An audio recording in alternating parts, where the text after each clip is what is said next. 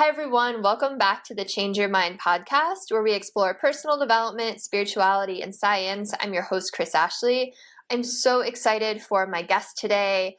She is phenomenal. She has an incredible story to share.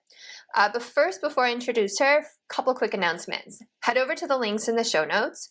Not only will you find ways to connect with my lovely guest and myself, you'll also find ways to sponsor the podcast. You'll find a link to my book, Change Your Mind to Change Your Reality. You'll find links to my courses, free downloads, free masterclass, all sorts of goodies, ways to connect on social media. And as always, this podcast is part of the Los Angeles Tribune Podcast Network. We are doing amazing things in the personal development realm. It's all backed by an amazing woman who was Tony Robbins' EVP of production for 18 years. So incredible speakers, incredible podcasts. Come join us. We're doing a lot. What if the one thing keeping you stuck is the way you think? Welcome to Change Your Mind with Kris Ashley, the podcast where science meets spirituality and mindset becomes your most powerful tool for transformation. I'm Kris Ashley, author of Change Your Mind to Change Your Reality, trainer, speaker, and lifelong seeker. For years, I battled trauma, depression, anger, chronic illness, low self-worth, and the weight of old stories. Until I discovered how to rewire my mind, reconnect with my divine nature, and consciously create a new reality from the inside out. This show is here to help you do the same. Each week, we explore the intersection of personal development, spirituality, and science, diving into topics like healing, emotional mastery, entrepreneurship, resilience, and the quantum nature of reality. You'll hear powerful stories, gain practical tools, and real conversations that will help you change your perspective, get unshakable confidence, and live the vision your soul has always known is possible. Whether you're navigating a major life shift, building your dream business, or seeking deep healing and alignment, you're in the right place. So if you're ready to break through, take back your power, and create a life on your terms, this is your moment. Let's break free from the patterns that hold us back, awaken to who we truly are, and rise. Your transformation starts now.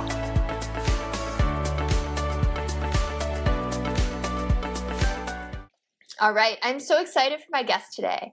With me, I have Theresa Bruno. So Theresa is a founder and designer for Jordan Alexander Jewelry. She has designed pieces for Oprah, Julia Roberts, Jennifer Hudson, Pink, and Michelle Obama, who named her a favorite designer.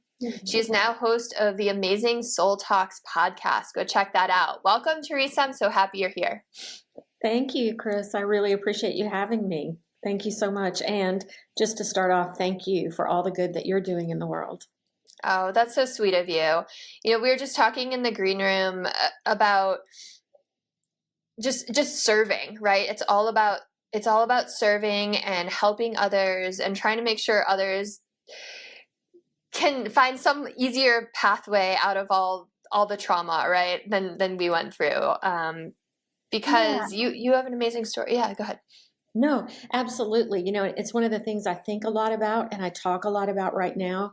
And I'm not sure, I think you go through phases in your life, and as a young person starting a career, it's all about, your definitions of success are, it's titles, job titles, it's a car, it's a house, it's where your kids go to school. And then I don't think very many of us gets through without having some kind of really big survival journey.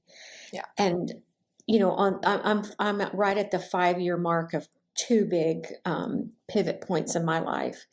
And what I have learned on the other side of it is, I think really why we're here is to take whatever our talents are, whatever our gifts are, our experiences, the highs and the lows, and turn it back around, and give it back out in whatever way you can.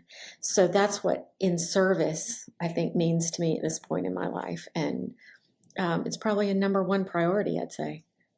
Yeah, that's so beautiful. I love that, and I love that that's where your heart's at. Yeah. And I could feel your authenticity through the screen. I'm like, you're the real deal. I love it. You have great energy. Thank you.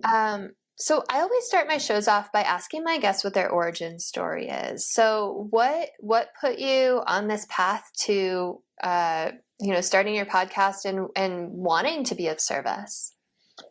Yeah, as you announced in the bio, I had a really cool business that was kind of like a fairy tale. I was running a marketing business for about 17 years, and it's one of those things, it was just easy. Everything about that marketing business just was kind of golden. It was like a golden little business, and as sometimes I think we as creatives do, I got bored.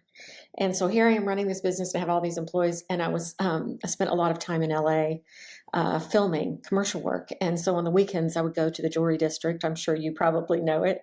And just learned sort of over a couple of years how to create jewelry. And that sounds easier than just those few words. Those few words I just gave you are not at all what that 2 years looked like. But the long and the short of it was, because it's a great story, but it's a long one, is that I never intended to sell jewelry, design jewelry for others. I was designing really just for myself, and because I was creatively sort of bored. The long story is that I ended up on the front page of the New York Sunday Times section before I was even incorporated, and Mrs. Obama read the article and then wanted to wear some of the jewelry to a state dinner at Chile. And it was like, and her assistant, and I said, "Oh, okay," because I only had 30 pieces and they were all my personal pieces. And so her assistant had called my office and I was like, "Oh, okay, well, she can wear my pieces." And she said, "Oh, no, time out. She cannot wear your personal pieces. Are you not incorporated?" And I was like, I'm not incorporated. So my husband and I chatted about it, and I was like, "Do I really want to open this other business while I'm doing this?" And so I did, and she wore the pieces, and then the bloggers wrote about it, and it went crazy at first. I had 30 pieces in a little velvet bag, and I've got 50 stores in 2 weeks wanting the line. There was no line. And I had a lot of work to do to learn that. But the press drove the business for the first couple of years, which was amazing. And so I did get to design for a lot of celebrities. I did get to be on, not me personally, but the jewelry, on covers of almost every major mag in the US and in Europe. And it was just a fairy tale. It really was, a really quick rise. And then, as I think, and this is something I like to take accountability for, and it is part of my spiritual path. I was running really hard, running 2 businesses, traveling all the time, designing 2 sets of staff to manage. It was a lot. And I had trusted employees, and, fraud was happening right underneath my nose, and I didn't know it. My accountants didn't see it for about 18 months to 2 years. And by the time we found it, there was, the debt was so deep, I could either choose to shutter the company, not bankrupt, and, weep my eyes out, or I could have tried to, keep it going, but I didn't feel like it was the right thing to do. So I did shutter that very beautiful, very amazing company. And it was really hard. I think as women, we hold ourselves to a really stringent standard when we are entrepreneurs, and when we do exactly what you're doing. You've got this podcast, you've got this book, you've got this TV show, you have all this stuff. And when we fail, and I say fail, no, it wasn't entirely a personal failure. My designs were great. They were in stores all over. People were wearing them. My failure was that I wasn't fully present. I was running so fast at so many things that I wasn't present enough to realize what was happening. So I do, I take responsibility for that. But I do think as women, I walked out of that situation, and it's taken me years to kind of unravel the shame that I was carrying, because I was like, "Oh my gosh, I've let everybody down. Who am I as a creative? Am I not good enough? I've let down my investors. I've let down all the stores who supported me, all the people who were, I just walked away from it so heavy, and just really not proud of myself. And then the worst thing that's ever happened to me in my life happened just weeks later. My just best friend, husband, of 29 years took his life. And there was no ground underneath me after that. And, I walked into that tragedy already carrying such a sense of, confusion, shame. My life already felt upended, and then it was really upended. So the story is that, it took me a long time to climb out. And at about the 3.5 year mark, I went, I got to make sense of this. This didn't just all happen in a vacuum for nothing. And I've had to fight like crazy to learn how to survive. And I was really tentative about getting back out into social media, being in any way vulnerable and transparent about my life, because I was sort of holding all the secrets of our life, mine and my children's, really closely at that point. But I kept just feeling this true spiritual call to say, I couldn't find in my grief some of the things I wish I had found, that I had to sort of scrap up and learn for myself. And so I just wanted to share it. So I started a podcast, the Soul Talks podcast, and I've just finished a book. It's just gone to press, called He's Not Coming Back, A Tragedy Through Grief and Sorrow into Courage. Yeah, into courage and overcoming. But it's all been about, these awful things happened. I did survive it. And these are some of the things I learned along the way. And that's why I'm here. Wow, that is quite the story. Thank you for sharing. Thank you. And I mean, I appreciate your vulnerability so much. And also just your humbleness along the way of it.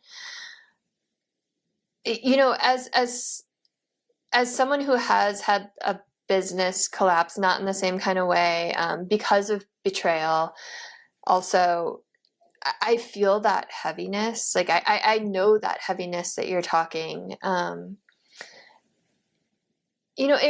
kind of reminds me of my mentor, Mary Morrissey. Do you know of her at all? I don't, but we'll be looking her up. Yeah, so she's amazing. You kind of remind me, your story reminds me of her a little bit. She had this like church, but it was like a spiritual center, and it was doing amazing. And then all of a sudden she found out that her husband at the time had committed fraud, or like there was something going on, and she lost everything. He went to jail, she felt the same way, let down all the investors, all of that. And then she built another multi-million-dollar business, her coaching business, paid all the money back, and is thriving. And I only bring that up because it takes a certain kind of person with a certain kind of mindset to build two amazing businesses. And you're saying, and you're totally like not taking the personal credit. You're like, oh yeah, it was an easy business. The press did it. It came to me, like, but that was also you, right? There is something incredible about you. And, I believe in like law of attraction and magnetism and determination and perseverance. And there's something about you that was able to be so successful twice. And there's something amazing about you that you've gone through the worst heartache that anyone could imagine going through. And you're like, I'm going to share my story now. Like, I'm going to rebuild this. So I just like, I see that in you, that incredible like power and strength. And I don't know, I commend you for it. And I imagine like telling that story is so hard. And I can't imagine going through one heartache right into another. It's like dark night of the soul, right? When it rains, it pours. Yeah, spirit jerks you up pretty hard. It's like, okay, yeah, why is this happening? What do I need to do to ground my life and my children's lives again? Get real quiet and really still. And thank you for all your kind words. You are just way too generous and gracious. I would say to your listeners, I think in some of the things you said a lot, but you said a lot of spiritual principles in being kind to me, because yes, I have had several successful businesses. I hope to have another one that I'm building right now. I think so. I think so much about how our thoughts create our lives. And I try to teach that because, that's a simple little sentence. Our thoughts create our lives, but they really do. So, I know you have worked so hard in manifesting and teaching others to manifest, and how we journal into what we really want. And so I would really encourage your listeners to dig deeply about the thoughts you're thinking. Are you sitting down at night before you go to bed, and are you saying, "Hey, thank you, God, thank you," or whatever, whatever the God of your understanding is, saying, "Thank you so much for this day.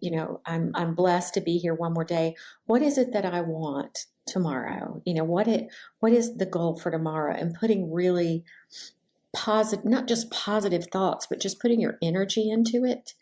And then I love to do this exercise. I do it every night where I'm just inviting, I like to say I'm inviting the Christ consciousness within. And I ask to be taught while I sleep. Mm. I say, teach me what I need to know while I sleep. Teach me my truth, what you want my path to be. And I'm here. I'm ready to do that. And then I get up in the morning and again, invite the Christ consciousness within, and I begin to write. What is it that I learned when I slept and dreamt? What was I taught? And, how can I just live this day in a way that, as Maya Angelou said, I like this day. I've never seen this one before. I love that. It's like, oh, you're right. Every single day, we haven't met this one before. We don't know what it's going to hold. But I do think our thoughts help create our lives. Now we have to, I really believe, like you said, we have to have determination. We have to have discipline. We have to have action with it. But thinking about what you want in a very positive way certainly helps create our dreams. Yeah, absolutely. And I love that you asked to be taught while you sleep, because we're literally connecting back to source energy and our guides and everyone helping us on the other side, and to be intentional about where you're going during that time or what you're doing, and then to journal on it in the morning. What a great practice. I might have to steal that one. You can steal it. I've had some great mentors in the last 5 years who've taught me tremendously. I took a page from Tracy Clark on that, and she's just a fabulous spiritual teacher and mentor. And she taught me to do that, and it really just opens up the heart to, divine understanding as we sleep. Yeah, I love that. So let's go back to the dark night of the soul. So, I mean, I have to ask, did you see it coming with your husband, or was it just like total blindside? So, okay, you're in this horrible place, super dark. Like, how did you start to come out of that? Like, what did that process look like? And I totally get it takes a long time, but like, what are some things that helped you along the way? Yeah. Well, I didn't see it coming with my husband, and I think there were several factors. I definitely was just about as down as I could be from shuttering the business. So I was probably not picking up some cues. He had been in I would say, a low-level depression for about a year after his dad had died. And, I think questioning himself as a business person, things weren't going the way he wanted it to.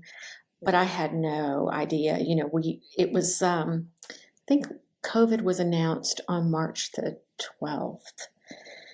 And we were only 1 month in. James died on April 19th. So, the whole world was just crazy. We were suddenly running our businesses via Zoom. We were all isolated and not even knowing what was going to happen to us as a civilization. It was a crazy, crazy time. So I didn't see any signs that made me think anything could happen. And we were such a, he used to say, we're peas and carrots. We kind of did everything together. And even in that month leading up to his death, with COVID, I would try to finish my Zoom calls at 4:00, and he would have things ready, snacks and water, and we would run over to this beautiful mountain trail near our house and spend the last, hour and a half of the day together and hiking. And we were doing that every day. I didn't see anything.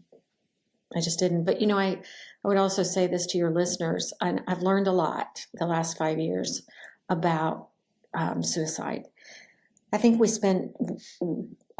of the things is that we always ask, why, and why didn't I see it? And what could have I done? What could I have done? And working with so many counselors, even grief, master grief coach and psychotherapist last week, Dr. Katie Eastman, she said, you never get the answers to the whys with suicide. You never fully understand or get it.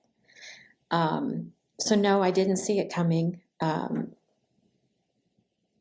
then your question about how did I begin to climb out? And yes, I would also say to your listeners, I think we all have to experience grief, whether you've lost a business, lost a parent, a loved one, a child. I mean, even losing a pet. We go into really deep places of grief, and we all experience grief differently. And looking back, a lot of people tell you what you should be doing. Oh, you've got to get up every morning and you've got to do this, this, and this. Oh, you have to be seeing people. You can't isolate. And I would just say to everybody, do what your soul and your body tells you to do. If you need to cry, cry. If you need to eat. If you don't want to eat, don't eat. If you need to be by yourself, fine. If you need to be with others, and I learned a lot about that as well.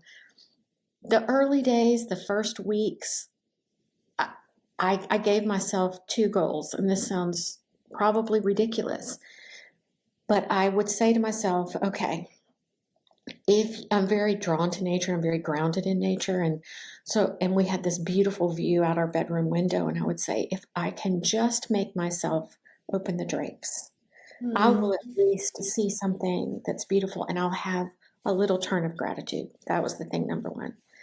And the second thing was putting on my robe and walking down the hallway, making my coffee, which seems like nothing. But when you feel like there's absolutely no ground underneath your feet, you can't even figure out how to turn on the coffee pot the first few days. Everything's messy, really messy inside you. So my goals early on were just so simple. Can I open the drapes? Can I get out of bed and make coffee? I tell the story of I've always been a person who just really believes in gratitude. And we all talk a lot about it in our culture today. And what happened in the turn for me was I created sort of a rebellious gratitude.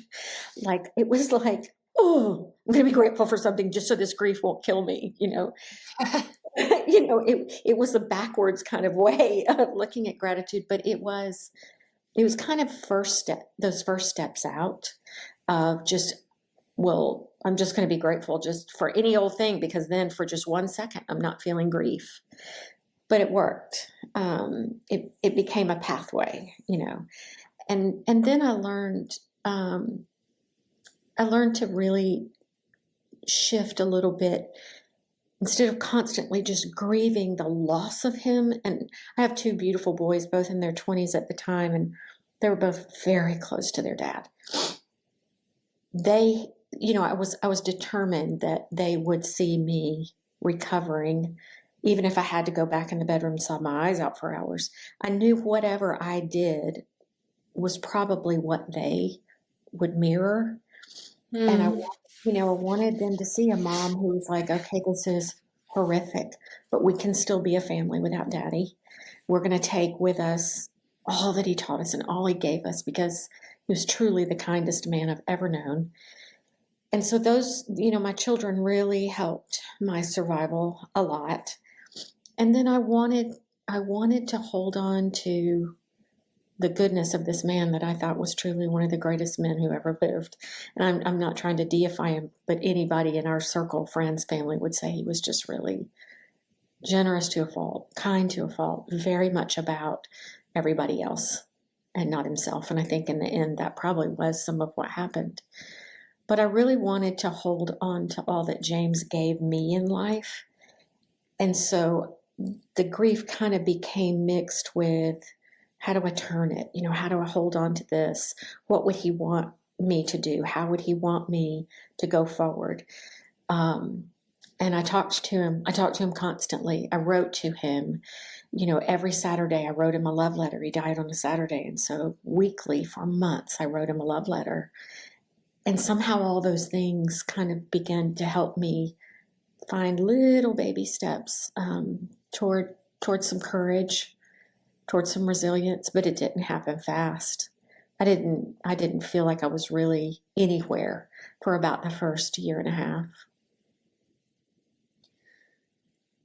Thank you for sharing all of that. It again, it speaks to the fact that like you knew what would help your soul, even if it was just opening those windows and seeing the view, or just writing the love letters. Like that's so beautiful. Do you still feel connected to him? Like, does he visit you ever? Yes, all the time. As I pray every day, I always ask him into my world, into the day. I ask him to work with the boys and help them. I ask him to show me things.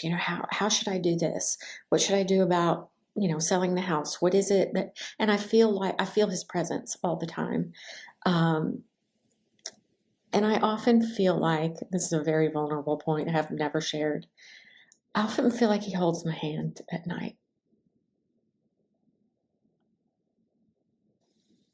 That's really sweet. And yeah, I was just like the other day, I'm part of so many like proof after life groups, and I was just reading a thread about someone was like, do you ever feel like your loved ones touch you? And so many people were saying that, like, oh, they rub my back, they hold my hand. So yeah, he's there with you. He's absolutely there. Definitely now a spirit guide, and I invite him in every single day. So what did you do in terms of like your work? Like your business was gone. Like, how did you pick up there? Well, that was one of the things I'm sure that helped me heal, but COVID made everything weird. So I was still running that marketing company. Okay. And I still had employees and I had clients, and marketing is so deadline driven. So I had to show up for those employees, a lot of whom were relatively young women and men, but marketing tends to have a lot of 20s and 30 somethings. And I knew they were also really watching and learning. I knew that their lives would be impacted either positively or not by how I handled it. So I kept the marketing business going, but I sort of lost all my zeal for it. Accolades and success and great campaigns and clients being thrilled over the moon began not to mean what it once did.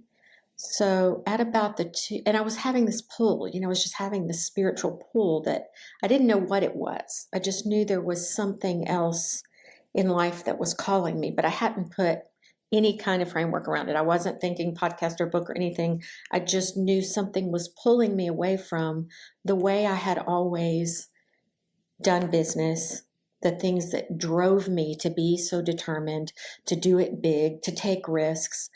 Those things shifted when James died. So I closed a very successful marketing business, which you don't usually hear that story, at about the about the 2.5 year mark. I worked with another agency. I knew their president well and worked with my clients and, shifted them over to other agencies, made sure every employee I had a job, somewhere to go, and just quietly closed that 17-year-old business. Wow. I love that you took care of everyone first. That's amazing. Oh yeah, I wouldn't have done it otherwise, because look what they'd done for me. It wasn't their choice to close that business. It was mine. So it took a little while. It took a little while to kind of formulate. I did realize in about the 1.5 years that I wasn't doing any true work, that I'm not good at it. I love to be still. I love to meditate. I love to pray, but I need purpose. I need to be and it doesn't have to be necessarily about money, but I do need purpose to be doing in the world, something that I feel is meaningful. Yeah, I relate to that for sure. Yeah. I mean, I think most humans Yeah. relate to that. So then you started the podcast right after that? Is that how the trajectory went? I mean, Cool. it took That a was little. pretty recent. That was like a year ago, right? The podcast came out on February 14th of last year. We're at the 1 year Two, mark. Woohoo! 2 days, yeah. Yeah, and of course it was dedicated to James. It probably took me 6 months of writing, thinking, wanting to make sure I had at least really worked out my thoughts enough to talk about them. And the way I do that is to write and to think. And then, I started kind of going, oh, what do you call it? And, how are you going to do this? And do you really feel like you've got enough of a platform to get out there and do something? And so many people have been so encouraging and helped. And it's been a beautiful journey. Yeah, I love it. And it just reminds me of when you take a step in the direction that you're meant to, opportunities come your way, right? The right people find you, right? Like, Yeah. yeah. Yeah, One yeah. person connects to another person, and it's just really beautiful. Yeah. I'll tell you, I'm sure you probably experienced some of this too. So I started out, first to kind of unpack my own survival story and be as transparent as possible about it. Snot cried on camera, which is just beautiful. But then the second, tier was, okay, I want to invite others in to tell their stories. And for me, what I totally didn't expect about this journey was that every time I helped somebody else tell their story, because a lot of times I think anybody surviving anything needs to talk about it, needs to share their pain, but they kind of need a catalyst. They need somebody who's sort of pulling it out. And so if I would interview people who had survival stories, I knew it was good for them, but it was even better for me. I feel like I'm the one who got the gift because I have healed faster doing this podcast than in any of the 4 years before. That's incredible. Do you think it's just because of the catharsis of talking about it or the inspiration of hearing other people go through it, or just like even camaraderie is the wrong word, but like this idea that like we all have a story, we all go through things, like we all have these life paths we're on. Like what about it do you think was so healing? All of that, because you get outside yourself. You're not just always thinking about your pain, your story, how bad it is, because somebody's in front of you telling you, I was raped as a 13-year-old or I lost my childhood. I mean, there isn't a week that goes by, that somebody doesn't message me and say, my husband killed himself last week. How do I get through this week? Or I lost my daughter a year ago and I'm still not okay. And being able to talk to people who are suicide survivors, I didn't know where to go with that because first of all, our culture, we don't have a language for death. We don't have a language for grieving or space. We don't give ourselves space for grief, but we certainly don't talk about suicide. And it's been so validating to me how many people have needed me to say, these are the things I did. Do this today. Do this for a few weeks. Contact me back if you need me. That's been very validating and gave my life purpose. I think the other piece of it that is so healing, I've just fallen in love with the resilience of the human spirit over and over again with these stories I get to share. And we all need somebody. I feel like we need somebody to champion us, yes. But more than anything, I feel like as we're surviving anything, we need somebody just to sit in it with us, not to have the answers, not to try to fix it, but to be willing to be brave enough to sit alongside us. So those are the places that have just been gorgeously healing for me.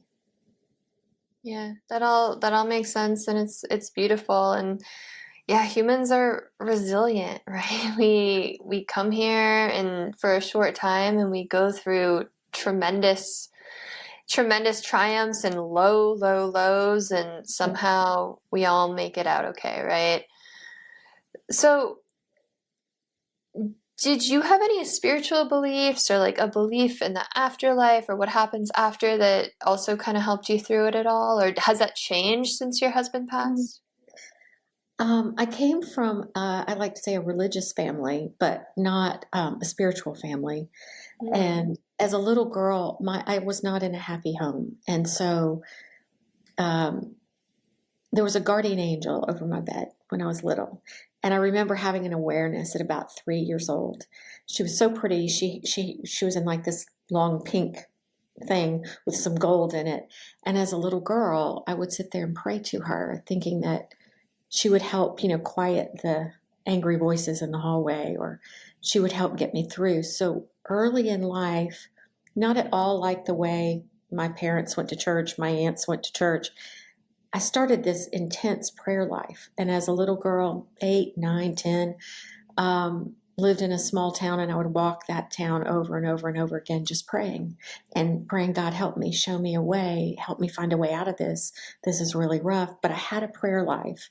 And I just, from that angel, always I believed in a life after this. I believed in a spirit world. And there were so many miracles, little and huge, in my life along the way that played it out, that built this spirit life. You go through your teenage years and early 20s, and you question everything, and you don't know what you are for a while, because you want to be smart, and you want to make sure your belief system is, it lines up with exactly who you are and your value system, not your parents and not anything else. And I went down all those paths of questioning, but I've never I've never questioned the belief in the divine. I've never questioned a belief in that there is a life after this. I have never questioned that there are angels and guides around me helping me every day. So when James died, yes, I was angry. Yes, I was like, God, where were you? Why didn't I know? I was angry, and I was also, it was probably when I felt God the most. Mm. I felt held through that dark night. I was a mess, but I never felt that there was a lack of the presence of any, an eternal force, an infinite source. And I was just pulling on it for everything I had, saying, help me get through this, help my children. So yeah, belief, faith, prayer has always been easy. I love that you felt held even in that really dark time. It's almost like that feeling of like, hey, I've got you, and I'm putting you through this thing, but like I know that you're gonna be okay. Like I know that you're gonna survive this. And I don't in I any way mean to sugarcoat it or like put a ribbon around it, because it's so messy and hard Yeah. and raw. But it was almost like I could talk to the God of my understanding more than I could talk to another human. And I did feel like I was tethered, that I was going to ultimately get through it. Yeah. Yeah. There was another part to your question. I do want to answer that. What I was feeling pulled at in those, when I went back to work and just tried to get back in the whole old grind of running a business, and I kept feeling pulled over here. James' death, and even the loss of that business, but not nearly in as huge a way. But James' death has sent me on a spiritual path that is unlike any I've been on before. And so, yes, it's like it created a new awakening. It created a surge, and I've sought hard for that. I've worked so diligently and hard to have a deeper understanding, to find new tools. And so that's been something that came out of his death that's now just it is what my life is about for the most part. And what was the most important thing you think you found in that search? Gosh, really good question. Oh, I don't know if I have I don't have an elevator speech on it. You know what? I Well, think that's good. We don't want elevator speeches anyway. I think I found that I could have peace and I could have joy, even though I wouldn't, there wasn't happiness.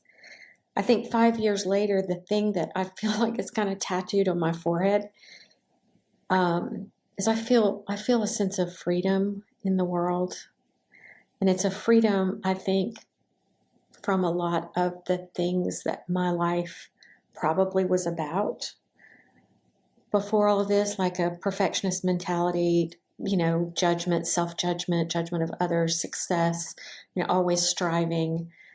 I'm in a really different place than where I was, and there's such freedom in letting all of that fall away. I really love that because, so many spiritual teachers that I follow, even like Dolores Cannon's hypnosis subjects and people who've had near-death experiences say, and I believe this, say that we're in this school, right? Like everything we go through is an opportunity to learn and grow and kind of level up in your cosmic education. And I didn't want to be like, well, what did you learn from this? But I love that things that may not have been serving you have fallen away because of this experience. Mm-hmm. And that it's like your own soul evolution because of it. You're exactly right. And I'm just, my sister has this wonderful way of saying, when you're on a journey like this, it's kind of like climbing Mount Everest. And I feel like 5 years in, I'm at base camp. I can see, I can see the peak up there. I'm not where I was before, but my journey is just, I'm sort of just at base camp. But yeah, it's absolutely a soul evolution. So what's next? What's next for you? I don't know. I'm just following this path that's in front of me. I am loving doing the podcast. I'm loving getting to do things like today and interface with people like you who are spiritual seekers, who want to help others, be in service with what we've learned. I did just finish a book. It will be up for pre-sales on Amazon by the end of March. He's Not Coming Back, My Journey Through Tragedy and Sorrow into Courage. But I can't say that I know exactly what's going to come next. I'm just working at these things and leaning hard into friendships. Some fall away, as I think we all know when you go through tough times. But I like to call them my kitchen cabinet, my group of friends who will sit in the kitchen with me, and I kind of run everything I do past them, and they have held me up when I couldn't hold myself up. So I lean really hard into my friendships, lean hard into my children. And that's where I am. It kind of seems like trusting the process, and it's like we were talking about earlier with your other two businesses. You took steps and the right people were there and the right opportunity was there. And it seems like you're really good at that. And that's something that a lot of people work really hard for, right? To get those opportunities. Like they kind of like fight through matter to get the opportunities, and you're really great at like manifesting them through energy. So I have no doubt that amazing things are coming in your future. You're taking steps in the direction that your heart is pulling you. So I'm excited. I'm excited for your book to come out, and excited to see what else is coming. And it was really hard to write, but it also helped me define a lot of what I'm thinking about and how I've changed. And so that's been good for me. And the whole point of it is, I hope it's good for someone else. I hope it's helpful. Yeah. But yeah, I'm very excited for what's next. I have just this bubbly sense of excitement and happiness about life in general right now. Good. Yeah. And so I'm just, I ask for truth all the time. What is my truth? What is the path that you want me on? And, sure, I veer off from time to time, but right now I really feel so solid in doing this. That like bubbly, energized sensation is the best. And that means you're following your heart, right? Like that means you're on the right track. Yeah. Is there anything you want to leave listeners with that like we didn't touch today? Anything you really want to get out there into the world? Yeah, I thought about it. I was having a little spirit check earlier in the interview when we were talking about some of the ways I walked out. I would say to your listeners, I really believe that when we share our pain, it lessens its power. Mm. And one of the things that I did wrong in my first couple of years was I really isolated. I didn't want to share the secrets of what happened. I had all kinds of shame. I didn't want to talk about it. I was mad. But what I have learned is that the more we share, and it's trusted people, it's not like, just running out and telling everybody about it, but if you have friends or family whom you really trust with your heart, with your absolute vulnerability, share your pain. And I think it's just amazing what happens. It's almost like, throwing the rock in the river and you see the ripples out. It's like every person kind of takes a little bit of your pain for you. And if I could leave anything, I would just encourage everybody in any struggle that you're in to find that safe place where you can share. Yeah, I think so many people will relate to that. I know I do. That idea of like when things really fall apart, just wanting to like curl in on yourself, and shame is real. Shame Shame is a real thing. and it will Um, your and anxiety and fear and guilt and like all of that is so heavy, and sometimes it's really hard to get. It takes a long time to get to that place where you can kind of come out of your shell. But I love what you said, like sharing pain takes away its power, because it's so true. It does. And I didn't know Yeah. that, didn't realize it because I was so ashamed and so embarrassed at so many things. And Yeah. I didn't have any answers. And I felt like if I went to the grocery store, people were looking at me going, well, didn't you know? What could you have done? I just felt like eyes were everywhere and they weren't. It's just the fear and the anxiety that comes with grief. But when I did begin, I had one friend and she would text me every single morning. And a lot of times I would be like, Marie, I don't even have anything to say. Do not text me anymore. But she was so steady, and it was COVID. But she would invite me over, and we would distance on her porch. We're Southerners, and um, she, I just began giving her my honesty. She was the first one I really started kind of letting the fishing line out a little bit, and I would come away and go, why do I feel lighter? I shared some really horrible, difficult things. Why do I feel better?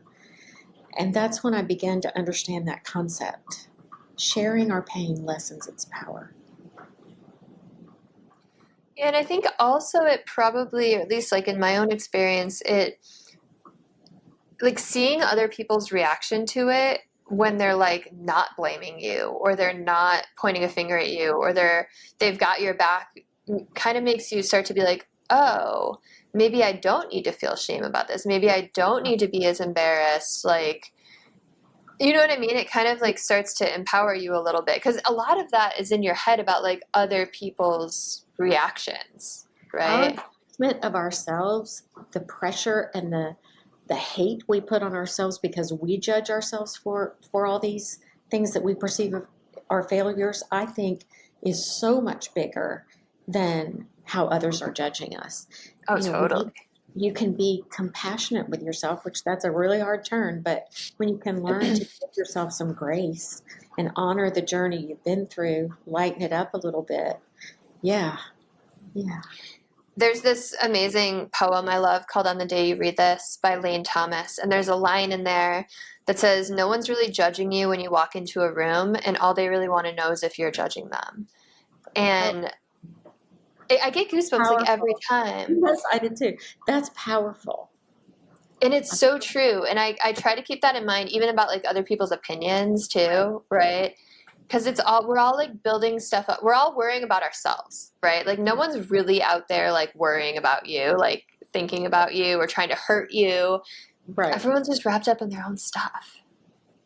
100%. And then we're taking it personally, like, oh, how does it affect me? Yeah. Exactly. Yeah. You are amazing. I am so grateful you came on the show. So grateful we got connected. I'm sure people want to know how they can connect with you. So do you live on the internet somewhere? Like what's your Yeah. handles? What's where they find their Yeah. book? Thank you. And you're amazing too. Oh, Absolutely amazing. I love your story. I'm gonna switch roles with you and have you on my podcast, yeah, I hopefully. love that. So the name of the podcast is the Soul Talks podcast. That's how you can find it, and it's on Apple Podcast. You can Apple Podcast, Spotify, and you can view it on YouTube. It's filmed as a show, and then my website is the Soul Talks with Theresa. So you can take a look there and know a little bit more about me and access all of the episodes as well. Amazing. And all of that will be linked in the show notes. And thank you so much for coming and sharing your story. And, I'm sure it's equal parts difficult to keep talking about, but I hope it also, gives the pain a little bit less power, like we were talking. And I know that it's helping others without a doubt. And you know that already too, but Well, coming on these other shows, I know is helping others too. So thank your you. energy on your show is one of, it's very gracious, and you invited in my vulnerability. So thank you. Oh, well, thanks for saying that. And if you are listening and there's someone in your life you think could really use this, please send it to them. Like, comment, share, subscribe, all the things. Let's help lift humanity up. And I will see you all next week. Have a beautiful rest of your day.